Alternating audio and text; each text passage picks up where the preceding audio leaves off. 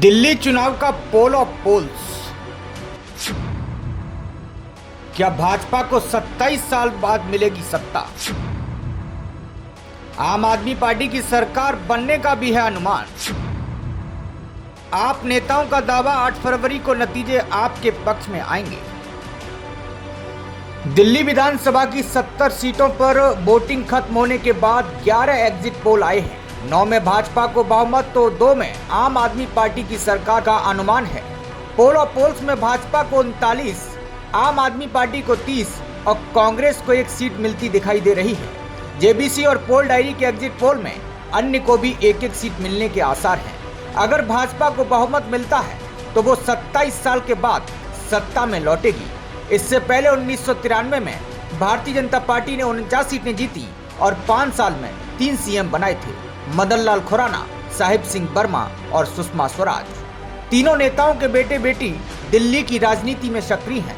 खुराना के बेटे हरीश खुराना मोती नगर से, तो साहिब सिंह वर्मा के बेटे प्रवेश वर्मा नई दिल्ली से चुनाव लड़ रहे हैं, तो बांसुरी स्वराज नई दिल्ली से सांसद हैं। दिल्ली विधानसभा की 70 सीटों पर बुधवार को तकरीबन 60% वोटिंग हुई। नतीजे 8 फरवरी को आएंगे और सरकार बनाने के लिए 36 सीटों की जरूरत है। बीजेपी सांसद मनोज तिवारी ने कहा कि मैंने अभी भी एग्जिट पोल देखे हैं, मुझे लगता है कि हमारा रिजल्ट एग्जिट पोल से बेहतर होने वाला है।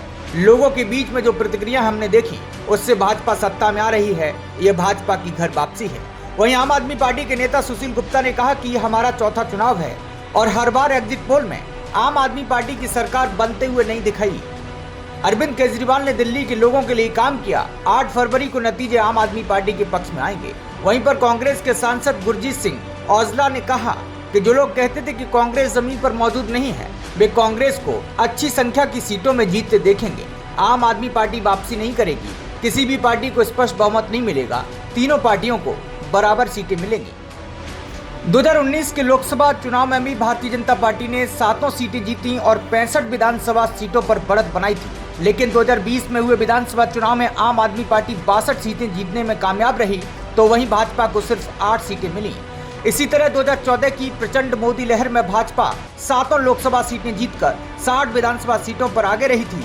लेकिन 2015 के विधानसभा चुनाव ने आम आदमी पार्टी ने 67 सीटें जीती और भाजपा 3 पर सिमट गई। विधानसभा चुनाव में करीब 18% स्विंग वोटर्स किंग मेकर साबित हुए। वहीं दिल्ली चुनाव लोकसभा के करीब 9 महीने बाद होते हैं। इतने कम वक्त में ही वोटिंग ट्रेंड में बड़ा बदलाव देखने को मिलता है। पिछली बार विधानसभा और लोकसभा चुनाव का विश्लेषण करें तो स्विंग वोटर्स ही दिल्ली की सत्ता तय करते हैं। दिल्ली में आम आदमी पार्टी के अलावा किसी भी पार्टी ने मुख्यमंत्री का चेहरा घोषित नहीं किया। आम आदमी पार्टी सत्ता में लौटी तो अरविंद केजरीवाल का मुख्यमंत्री बनना तय है, जबकि भाजपा और कांग्रेस की ओर से 3 नाम चर्चा में हैं। हालांकि कांग्रेस सरकार बनाती नहीं दिख रही है। भाजपा हमेशा मुख्यमंत्री को लेकर चौंकाती रही है। फिर भी आम लोगों के बीच प्रवेश वर्मा, रमेश बिधूड़ी और दुष्यंत गौतम के नाम की चर्चा है। शीला दीक्षित के बेटे संदीप दीक्षित और महिला कांग्रेस की अध्यक्ष अलका लांबा मुख्यमंत्री पद के बड़े दावेदार हो सकते हैं। आपको बता दें, अगर भाजपा सत्ता में आती है तो मुख्यमंत्री पद के लिए पहला चर्चा में जो नाम है वो प्रवेश वर्मा का है। वो जाट समुदाय से आते हैं। दिल्ली के 364 में से 225 गाँव में जाटों की आबादी सबसे ज्यादा है। दिल्ली की करीब 50 सीटों पर ये असर डालते हैं, जबकि 20 सीटों पर हार जीत का फैसला होता है। ऐसे में हरियाणा और पश्चिमी यूपी समेत अन्य राज्यों के जाटों को साधने के लिए प्रवेश वर्मा को मौका मिल सकता है। दूसरा नाम है रमेश बिधूड़ी का, जो गुर्जर समुदाय से आते हैं। जाट के बाद गुर्जर समुदाय की आबादी दिल्ली में सबसे ज्यादा है। गुर्जर दिल्ली की 9 सीटों पर असर डालते हैं। इसके अलावा तीसरा नाम दुष्यंत गौतम का है। वे एससी समुदाय से आते हैं। देश में इस समय एक भी दलित मुख्यमंत्री नहीं है। ऐसे में भाजपा की सरकार बनने पर दुष्यंत गौतम को मुख्यमंत्री बनाया जा सकता है।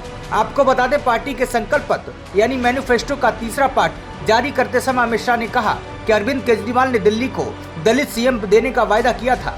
2 बार सरकार बनी, जेल गए, तब मौका था, फिर भी दलित सीएम नहीं बनाया। अब देखना 8 फरवरी को है कि नतीजे किसके पक्ष में आते हैं। ब्यूरो डेस्क, प्रजातंत्र टीवी।